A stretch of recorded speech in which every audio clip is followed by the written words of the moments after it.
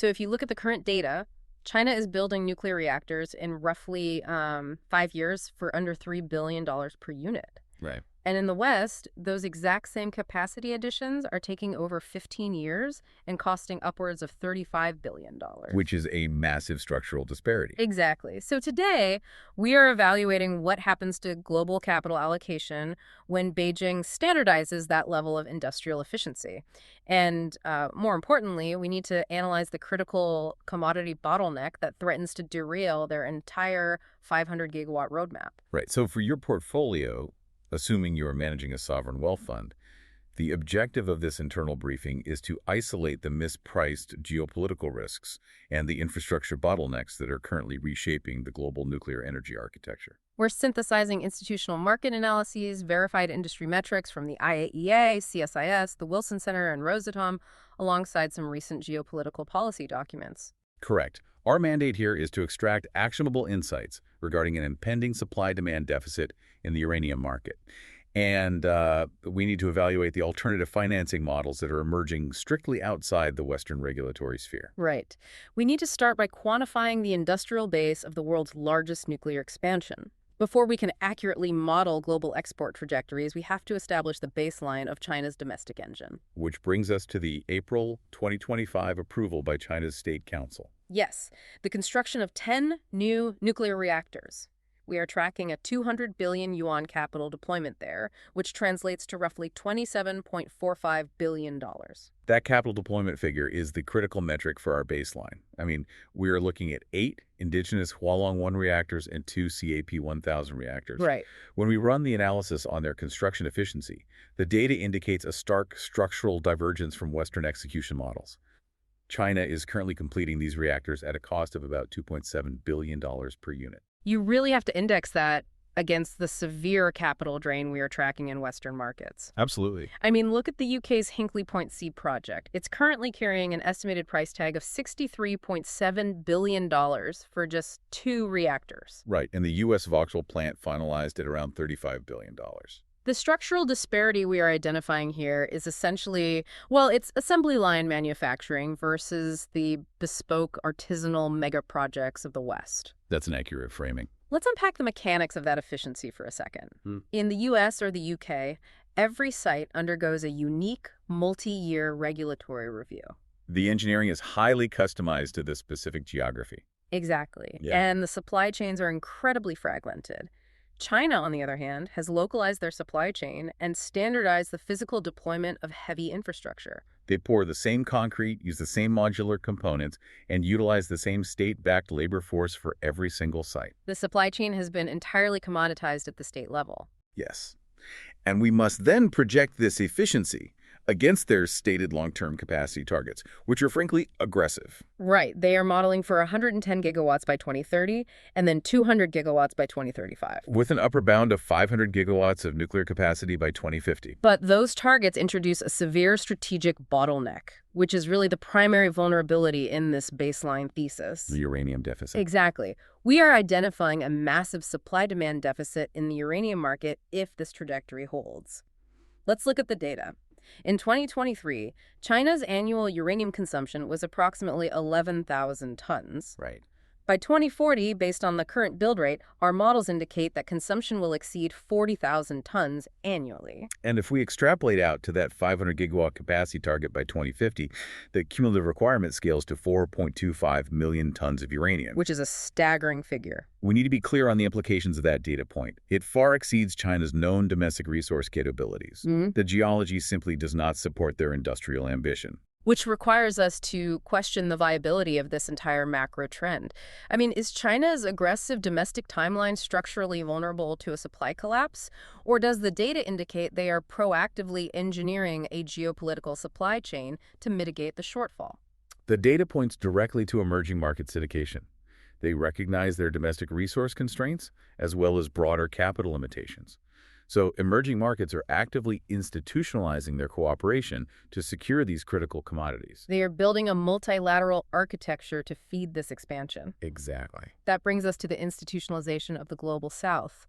We are tracking the formalization of the BRICS nuclear energy platform, Which was initially proposed back in October 2024. Right, and it was formally ratified with its first strategic document in Moscow during World Atomic Week in September 2025. The market share represented by this block requires an immediate recalibration of your global energy forecasts. Let's break down those numbers. BRICS nations currently operate 390 gigawatts of electrical capacity, which is roughly one-third of the global nuclear fleet. But the leading indicator is their future capacity. Right. They account for over 70% of all reactors currently under construction globally. That's a massive concentration of future output.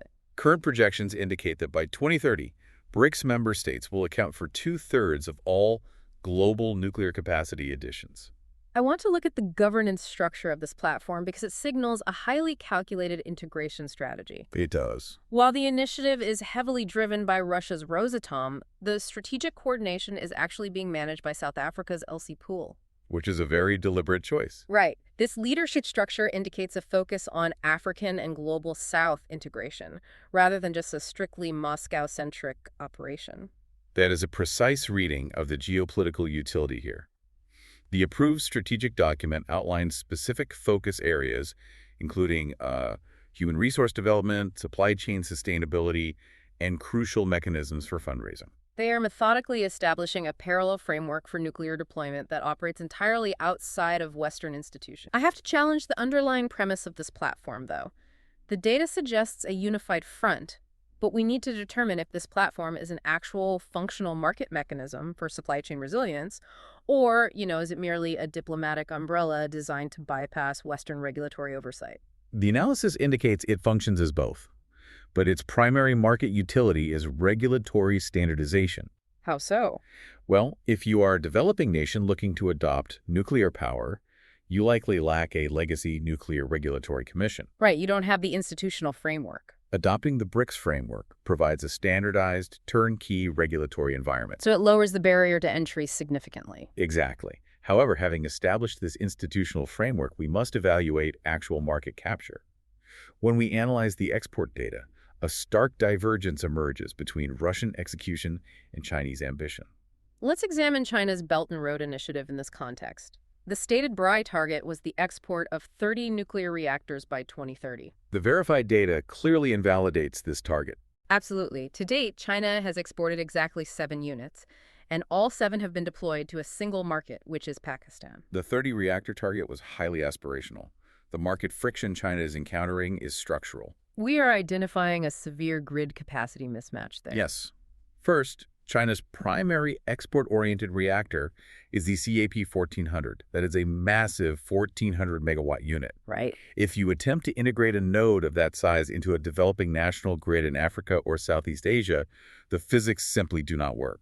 If that single reactor chips offline or requires standard maintenance, the sudden loss of 1,400 megawatts will immediately collapse the local grid's baseload. Correct. Emerging markets require modular 300-megawatt solutions, not massive legacy units. There are also severe geopolitical and regulatory barriers locking them out of Western adjacent markets. The UN pushback. Right, specifically Section 123 and 810 export controls. That has effectively eliminated China's access to markets like Romania, Poland, and the UK. We should clarify the mechanics of those controls for the listener. Good point. So, Section 123 of the U.S. Atomic Energy Act requires a binding bilateral agreement for the transfer of nuclear material. And Section 810 regulates the transfer of unclassified nuclear technology. And because the CAP-1400 design has U.S. heritage stemming from early Westinghouse technology transfers, the U.S. has leveraged these statutes to block Chinese exports, citing intellectual property disputes. The regulatory friction is neutralizing their export capacity.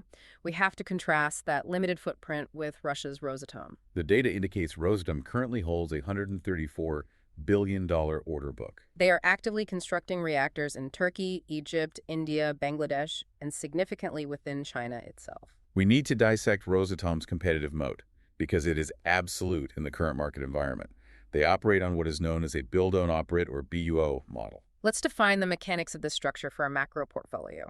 Under the BO model, the Russian state assumes the upfront financing, the physical construction, the long-term operation, and critically, the spent fuel management.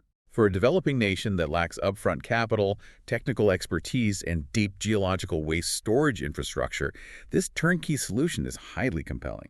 They are essentially purchasing a guaranteed baseload without the prerequisite of building a domestic nuclear industry from scratch. Right. We should note objectively that sovereign actors are actively leveraging this competitive tension. Saudi Arabia is a prime example. Yes, Saudi Arabia is currently utilizing the credible threat of awarding reactor contracts to Chinese or Russian firms as leverage. They are trying to extract domestic uranium enrichment concessions from the United States under a potential Section 123 agreement. That is a standard, quantifiable geopolitical hedge. But returning to the mechanics of the BO model, we must critically assess the long-term viability of Russia's strategy. The market capture is evident, but the underlying risk profile is escalating. Definitely. I am looking at the balance sheet implications, and we must heavily scrutinize this approach. While the BO model clearly captures immediate market share, absorbing the 60-year life cycle risks of these assets is perilous. It creates a massive liability. Taking on the operational liabilities, the decommissioning costs, and the spent fuel management of foreign infrastructure effectively builds a massive concentrated balance sheet vulnerability for the Russian state. Right. How is the sovereign balance sheet supposed to sustain that level of capital expenditure at scale? You are identifying the primary systemic constraint of the BO export model. It's capital liquidity. Funding multiple $10 to $20 billion infrastructure projects entirely off the sovereign balance sheet is mathematically unsustainable over a 30-year horizon. Which directs our analysis to the core of this briefing. How these nations are restructuring project financing to mitigate this drain while simultaneously decoupling from the U.S. dollar. We are tracking a definitive financing paradigm shift that directly impacts global capital markets. The September 2025 proposal. Yes. IAEA Director General Rafael Grossi proposed a memorandum of understanding between the IAEA and the BRICS New Development Bank, or NDB, specifically to finance nuclear projects in emerging markets. We view this as a highly significant leading indicator. It's a massive shift. The endorsement of the NDB by the IAEA effectively legitimizes a non-Western multilateral financing pathway for Tier 1 infrastructure. Concurrently, Rosatom is executing targeted strategies to dilute its capital exposure. They are actively seeking foreign debt financing outside of Western credit markets. Specifically, they are preparing to issue Automengroprom bonds denominated in Chinese yuan, and they are utilizing Islamic bonds, or sukuk, to tap into Middle Eastern liquidity. The most actionable data point we have regarding this capital dilution involves the United Arab Emirates. Right. The UAE is currently in advanced discussions to take a 49% investor stake in Rosatom's Akkuyu project in Turkey, alongside potential syndicate investments in other third-country deployments. Let's explain why this matters functionally to a fund manager. Please do. By injecting Gulf capital into a Russian-built asset that is geographically situated on NATO territory, the geopolitical risk profile of the project is fundamentally altered. It distributes the financial burden for Moscow, yes, but it also cements multilateral economic ties that are highly resistant to disruption. The market is currently treating these projects as isolated infrastructure developments. Our modeling suggests that is a severe mispricing of the geopolitical reality. It is. The data indicates we are witnessing the creation of a closed-loop financial ecosystem, entirely insulated from Western credit agencies. When you combine Russian nuclear technology, Chinese and Gulf debt financing, and African or Asian deployment sites, the traditional mechanisms of Western financial leverage are bypassed entirely. Specifically, dollar-denominated sanctions. Exactly. Western credit agencies cannot easily sanction an asset without inflicting collateral damage on UAE sovereign wealth. They are engineering an unsanctionable financial loop. Correct. The institutional architecture is now firmly in place to support the physical infrastructure rollout. For a sovereign wealth fund, the pricing of sovereign risk in these emerging markets must immediately account for this alternative capital availability. The cost of capital is shifting. Let's synthesize the briefing before we move to the final variable. The global nuclear expansion is currently driven by a dual-engine dynamic. First, China's domestic industrial efficiency, which is rapidly scaling capacity at unprecedented cost metrics through supply chain standardization. Second, Russia's aggressive state-financed BO export model, which is capturing the emerging market demand. Both of these vectors are now operating under the newly formalized BRICS financial and diplomatic architecture. An architecture explicitly designed to standardize deployment across the global south and bypass dollar-denominated credit markets. However, All current models regarding this expansion, including the massive uranium deficit we outlined earlier, rely on a baseline assumption regarding fuel constraints. Right. We will leave you with a final, unexamined variable drawn from the October datasets that requires immediate stress testing in your portfolios. This is critical. In October 2025, China achieved the first successful thorium to uranium conversion in a 2-megawatt thermal molten salt reactor. We need to be absolutely clear on the mechanics here, as this is the critical tail risk to the current commodity thesis. Thorium itself is not fissile. It cannot sustain a nuclear chain reaction on its own. Right, it has to be placed in a reactor and bred into uranium-233.